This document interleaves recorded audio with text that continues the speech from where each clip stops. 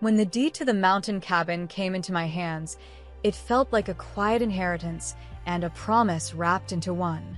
Grandfather Elias had been a man of few words and many small gestures, fixing the squeak in the porch swing, leaving a jar of pickled plums on my kitchen table the first winter I moved into my tiny apartment, opening the door when I arrived with boxes and a bent thumb.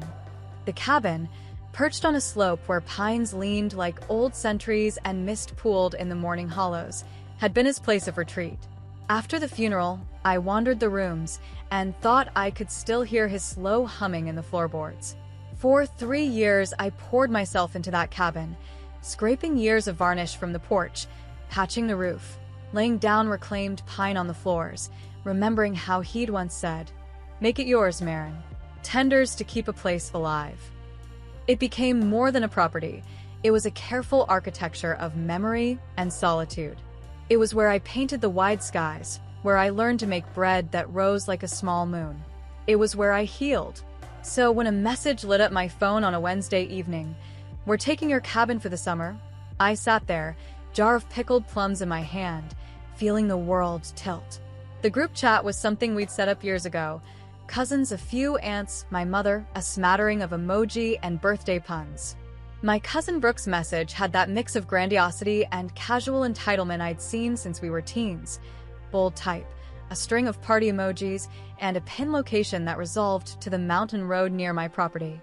Virtually everyone chimed in with cheers. Yes. Finally. We'll bring everyone. My mother sent a thumbs up. Later, a string of hearts. I typed a response that must have read like a polite cough. "Hey, this is my cabin. I inherited it and renovated it. I'll be using it this summer." The text sat in the chat, blue and small, and then the replies began raining in. "Brooke. Oh, Marin, you can't possibly use it the whole time. We'll be there for 2 weeks, just family stuff. You could come up for a weekend." An aunt. "Surely you won't mind? It's family." A chorus of support, like a tide, closed in around them. I felt a pressure building behind my sternum I'd learned was the precursor to a long, exhausted argument. I typed more firmly, "I need the whole summer. That was the plan. I'm sorry, but I'd prefer to host only on dates I select." The chat went quiet. Brooke sent a smiling face with sunglasses. "We'll still come," she wrote. "See you soon." 4 days later, I watched their headlights thread up the mountain like a string of slow, bright beads. It took them 8 hours. 8 hours of watching the road inch toward my driveway, of cursorily refreshing the group chat to see who was uploading which dish they'd bring, which friend of a friend they'd drag along. They parked their cars in a tight, noisy ring around the cabin, folding out camp chairs and slamming trunk lids. Laughter ripped through the air like practiced wind. Someone brought a Bluetooth speaker, and the childish thump of pop music spilled across the porch and into the trees. The place I'd kept as an altar to quiet now became a stage. I stood on the porch with a mug of coffee, watching them like a weathered sentinel. I saw, over the next several hours, the slow colonization, suitcases left in the saddlebag room, spare keys pressed into hands, the scent of supermarket flowers shoved into jars and placed on the stove. They moved like they'd been granted rights, like the cabin had been waiting for them with open arms. Something in me, calm at the start, hardened. You should know I had read enough about boundaries to know the difference between asking and taking. I had installed locks with vintage keys that fit the new brass deadbolt myself. I'd wired in solar panels to power the place, put in a wood stove that had taken me a month to set properly. I'd added a security system, partly because of the remoteness, partly because I liked the comfort that a feed of a closed porch in the dead of night gave me. The system had been offline for a week while I swapped a battery, but on the morning they arrived, I flicked it on, testing the cameras from the feed on my laptop. Porch cam, drive cam, orchard cam. The truth is, I hadn't planned to use the camera that way. I hadn't turned it into a weapon. But life, I'd learned, sometimes required that you fortify yourself with evidence before you spoke. The first evening passed with polite attempts at hosting on my part.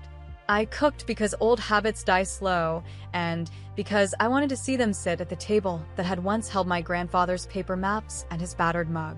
They took the food as if they had always been welcome there. Brooke drilled me on why I wasn't joining in. "You should come," she said, porcelain smile. "You can have the weekend off. My mother worked a bridge. Maybe you can come for a week?"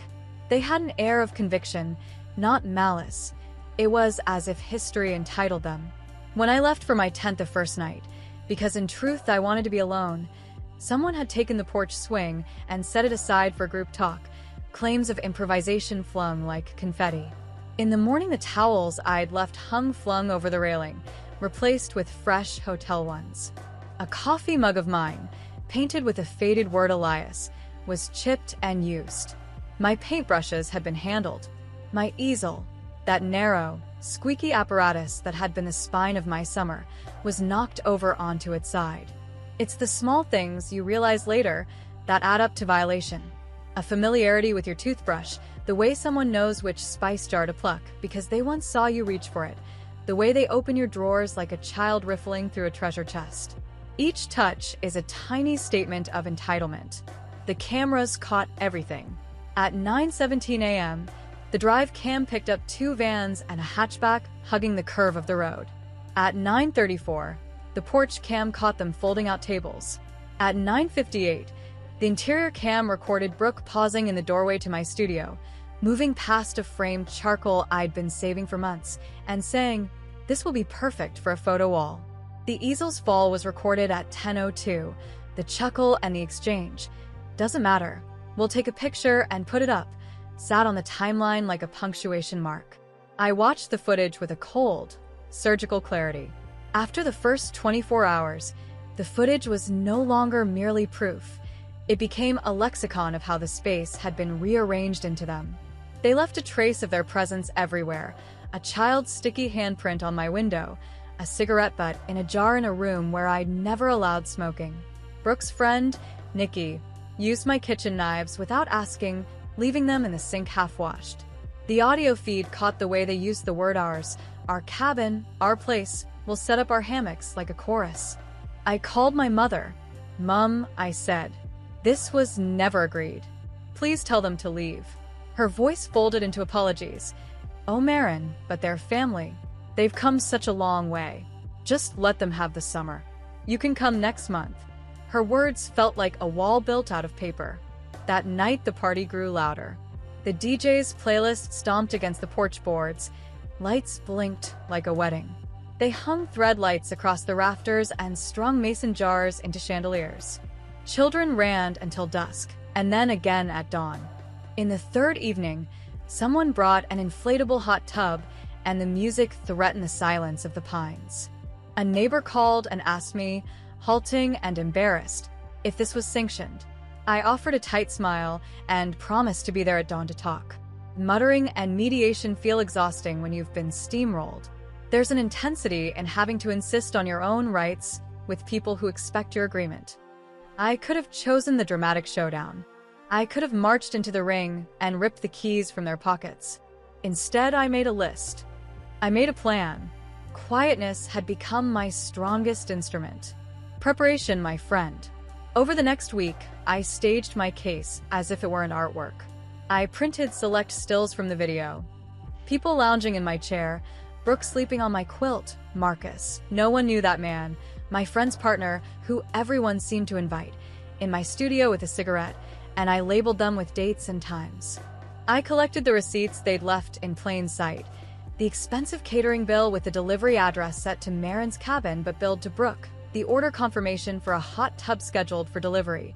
The invoice for an interior decorator with temporary staging typed across the top. I approached a lawyer in the county and asked questions. What counts as trespass when invited by family? What damages can one claim for loss of use? What about the cleaning and repair of damaged personal items? The lawyer listened carefully and said, "Do you want these in the record?" And I said yes. It is one thing to have proof and another to use it. The difference is in the timing and in the language. I didn't want to break family beyond repair. I wanted to set a boundary so absolute they couldn't imagine crossing it again. So instead I wrote a letter. The letter was short, clear, and sharp as a winter creek. This cabin is my property. Your use of it without my consent is trespass. I am requesting immediate vacation of the premises. If you remain beyond 48 hours, I will commence legal action, including filing a civil trespass claim and seeking damages for misuse and property damage. I am prepared to involve local authorities to enforce this. I do not wish to sever family bonds, but I must protect my property and my privacy. I sent it to the group chat, my mother individually, and to Brooke in a personal message. No one replied immediately. They were busy. That was the first thing in their defense, and then Brooke replied with a line I'd come to expect. Marin, we're family. You can't be serious. We're not staying forever. Another cousin called me and said, you can't be irrational. It's summer. Just breathe. My mother called back in tears, torn between the comfort of the crowd and the stubborn thing I'd become. 2 days later, the county deputy parked at the base of my drive. When the deputy came up to the porch, I met him there with my paper in hand, a calmness that made him lower his voice. He'd watched the recordings, had listened to my explanation of the events, and had called ahead. I'm sorry, he said, but if you want us to enforce, we need you to sign that you're seeking eviction for trespass. It's a civil action, but we can serve a notice. The law was awkward and slow and polite, and it would do the job. I signed. The deputy served the notice to Brooke and the others on a Tuesday morning while the kids slept in tents and the adults blearily shuffled pancake batter. There were protests, flared eyes, arguments spilling into the pine-scented air. They claimed they'd meant no harm. They waved the family flag. But I was resolute. I'd climbed this ridge and rebuilt a life from its soil. I had cherished this place through winters and summers and heavy rains. I had a right to decide who shared it. They left with a rumpus trail of apologies and a few accusatory words lobbed back like gravel. Brooke posted a stinging message on social media. Marin's being petty about family, but the world of opinion can be a fickle one. Within days, the hot tub company reclaimed its tub, the caterers unbilled, the decorators' invoice refunded. The cameras had done their work, but the law had done its. Trespass notices carry weight in a county that favors property rights. The aftermath was quieter than I anticipated. There is, oddly, a peace to seeing an injustice righted. But the quiet contained its own residue. Chatter at family dinners, a coldness in my mother's phone calls, the way Brooke's eyes avoided me when we were forced to sit in the same room months later for a family memorial. She said she was hurt. I replied that I was, too. She asked if I held a grudge. I said I held a boundary. I won't pretend everything patched like a neat quilt. Sometimes revenge is not about breaking someone, but about reconfiguring the setup so that repetition is impossible. Brooke's summer of entitlement was over, but what lingered, what was the true victory, was how the experience taught me the worth of saying no. I learned that being kind did not require being permissive. Being generous did not mean being available for exploitation. After they had left, I sat on the porch with my mug, watching pines bend in the wind. I rebuilt a new area for the public zones, a small clearing for guests, a shelf with mismatched mugs that any invited guest could use, a lockbox for the occasional weekenders I trusted. I put up a sign by the mailbox with a simple line, by invitation only. Please contact Marin for availability. I didn't make it punitive, I made it clear. In the months that followed, a different kind of summer unfolded. I invited a close friend and her quiet teenage son for a week of canoeing. I hosted a painting retreat for 3 women I'd met in a workshop, and for the first time in years, I taught a class on making sourdough.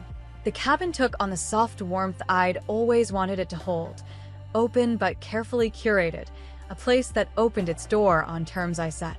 At night, I watched the camera feed occasionally, not to spy, but to ensure that the boundary I had erected stood firm. The camera no longer felt like a sentinel guarding against family. It had become a tool that allowed me to rest. I turned it off some nights just to hear the wind without the drip of surveillance, but it was always there, like a promise. Years later, when my mother was older and I had time enough between my urban job and my mountain retreats, she came up and sat with me on the porch. "You did right," she said in a voice that had lived a long time. At first I didn't understand, but I see it now. I could not say it then. I was scared of appearing ungracious. "You taught me to ask for what is yours." She reached out and squeezed my hand, a small, warm gesture that resealed something frayed. Brooke came once more, years after that summer, and stayed a weekend. Not the summer, just a weekend. She arrived with a small quilt and a pot of fresh herbs, and we made a meal together in the sun-splashed kitchen. Her apologies were quieter this time, not the theatrical kind, but the honest ones made in folding stories across a table.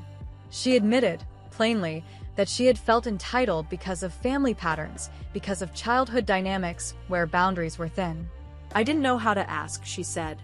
I thought I could just take what I wanted. I believed her, not because she deserved immediate absolution, but because she had shown up to learn.